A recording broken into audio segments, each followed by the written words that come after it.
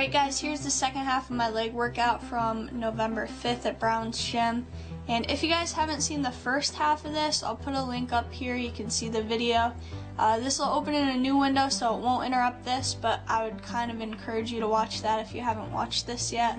So this was after my deadlifts. I warmed up with 95 pounds, and you may notice I'm squatting really deep, and typically I squat low bar, but I had to change some things up basically because my shoulder has been kind of an issue again lately. If you guys are kind of longer time subscribers, you probably know this is kind of an ongoing issue for me.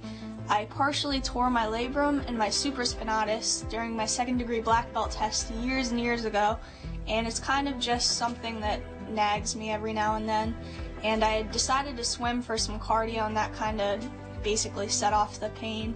So switched to high bar to take the pressure off, and I honestly expected these to feel way worse than they did.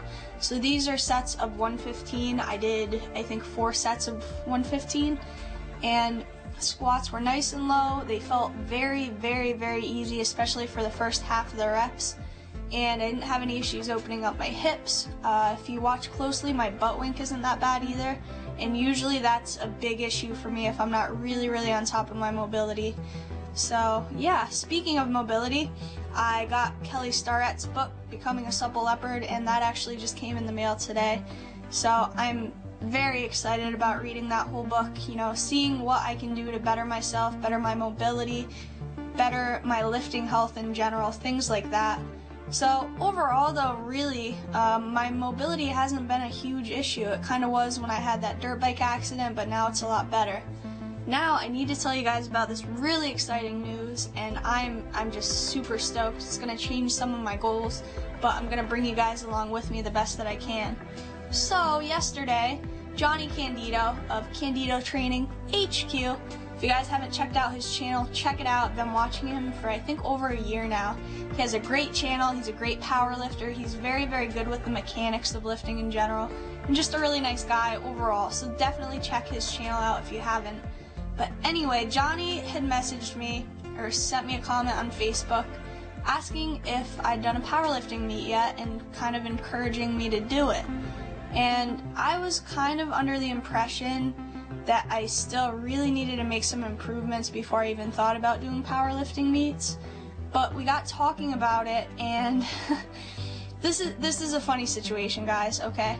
This gym that I lift at, Brown's Gym, is a huge powerlifting gym. They're actually one of the biggest sponsors of the USAPL, which is probably the federation that I'm going to be lifting in. And so they have some really good powerlifters, and there's a woman with 180, I think it was 181 pound bench at 123 pounds body weight. So I thought I was way off, but the people who told me about her bench kind of neglected to tell me that that was in a suit, so a single ply suit that's going to really help your lift. And I had no idea, so I was under the impression that my bench was kind of my weak lift, and it's not. So I got talking with Johnny, got looking at the USAPL, and this is the cool part, guys, and it's not really a huge deal just because there's so many federations and so many different classes and things like that. But the USAPL American Raw Junior 132 pound weight class bench press record is 132 pounds. And guess who freaking benched 140 at 140 pounds? So that's really exciting.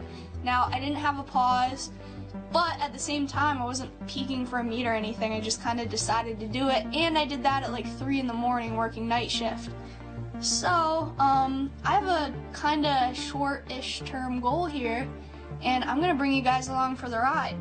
There's a push-pull meet on November 23rd, and for those of you who don't know, that's a bench press and deadlift meet, so it's not a full powerlifting meet. There's no squatting, and there's going to be no totals or a result of that, so it can't really qualify me for nationals or any other meets or anything like that.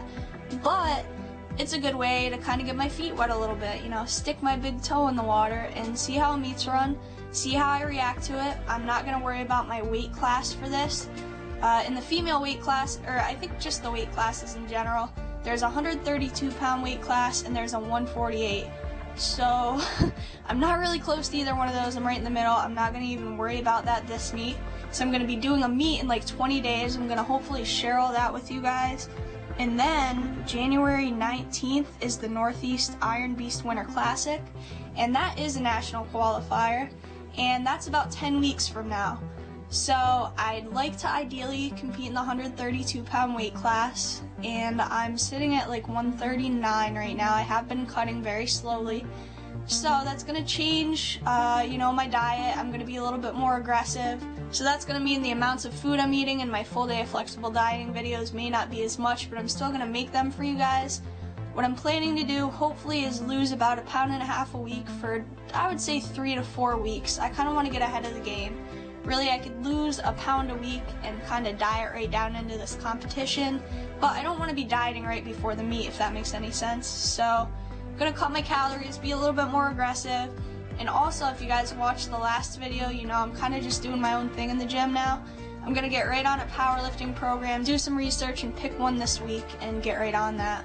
More than likely, not too long will be spent on going super heavy and really trying to increase my lifts. I'm not really sure how peaking for a powerlifting meet works, but I would imagine my workouts are really going to change 2 to 3 weeks away from the meet, which really isn't very long from now. So I'm going to keep you guys updated. I'm going to bring you along for the ride with me, show you my diet, show you my workouts, and share with you how I'm feeling as I prep for this. So I hope you guys are as excited as I am and ready to see what the next 10 weeks looks like. So I'm definitely going to be showing you clips from the push-pull meet. Obviously, I'm going to have some videos in between there, but I'm going to do my best to show as much of this experience with you guys as possible.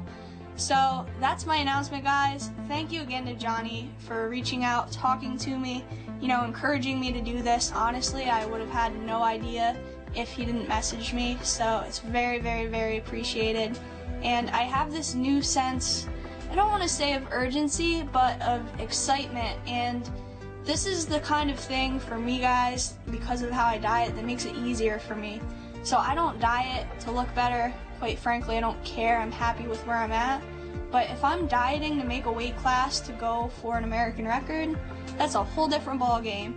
So that's it, guys. Thank you so, so much for the support. I'm gonna bring you along for the ride, and this is gonna be awesome, guys. So I'll see you again soon. And for now, Chelsea out.